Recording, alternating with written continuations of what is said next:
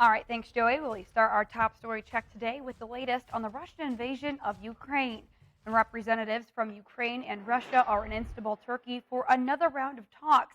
That's as they try to find progress towards ending the war. And in the U.S., President Biden says he was expressing moral outrage when he said Russian President Vladimir Putin cannot remain in power. Elise Preston has the latest for us today.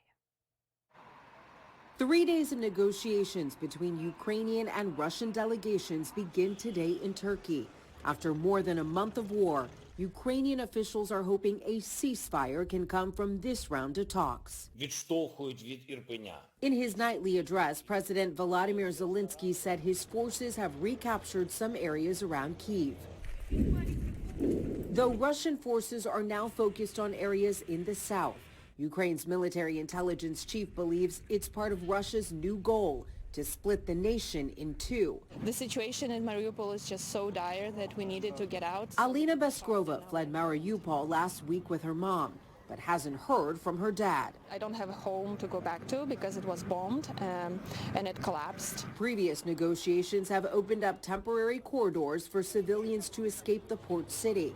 But for those who remain among the hollowed out buildings, every day is a struggle for survival. Number one, I'm not walking anything back. Noting the brutality he's seen, President Biden says he has no regrets about calling for the removal of Vladimir Putin. I want to make it clear. I wasn't then, nor am I now, articulating a policy change. I was expressing the moral outrage that I feel, and I make no apologies for it. To bolster NATO readiness, the Pentagon announced it is deploying 6 Growler aircrafts to Germany. The planes can jam or confuse enemy radar. And switching gears now to the latest in Puerto Rico, and you can feel the culture when you walk through the doors of the Museum of the Las Americas in Old San Juan. With a wide variety of exhibits, you'll be sure to find something that can connect you with a piece of Puerto Rican history. And today, our Francis Felix reports on a pretty neat exhibit that they had on display for the month of March. The Museum of Las Americas in Old San Juan invites all the community to visit the cultural exhibition Ecopoéticas that present the career of the artistic collective Agua Sol y Sereno. Agua Sol y Sereno is about a theater group here from the island. And in celebration of their 28 years as a group, they decided to do their first ever exhibition, right?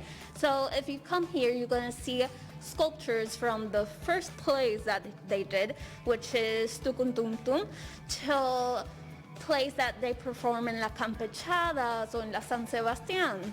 Why this exhibition is so important? This exhibition is unique because this theater group, what they choose to do is the technique of cabezudos, which you quite don't see that much in the realm of theater, right? And the reason why they're so important is because they're very integrated into the community and they offer a lot of workshops too. We have from Alexis Basol, Julia de Bulgo, Ramon Emeterio Bentance, Oscar Lopez. So how long this exhibition will be here? So this is one of our temporary galleries, so this exhibition will last till June.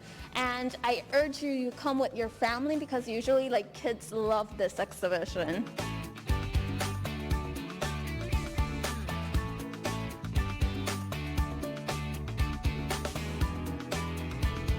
Reporting from Museo de las Américas, Old San Juan, Puerto Rico, Francis Felix.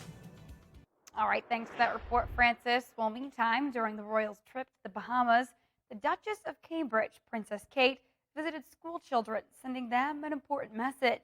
The stop happened during their Caribbean tour, commemorating the Queen's Jubilee. Our One Caribbean News' Deandra Hamilton reports. The world sees it, that the children and students of the Bahamas are a fortunate lot. Feels to me like you are very blessed indeed. The spectacular natural environment of the Bahamas is one of those blessings. The tone of the message of the Duchess of Cambridge was rich and warming on a chilly, soggy Friday. On cue, Minister of Education Glenys Hannah Martin reminded that it was a taste of liquid sunshine, unable to put a damper on the celebration. Strawn Primary School.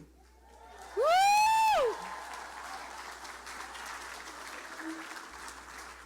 One of the many public primary schools throughout our archipelago.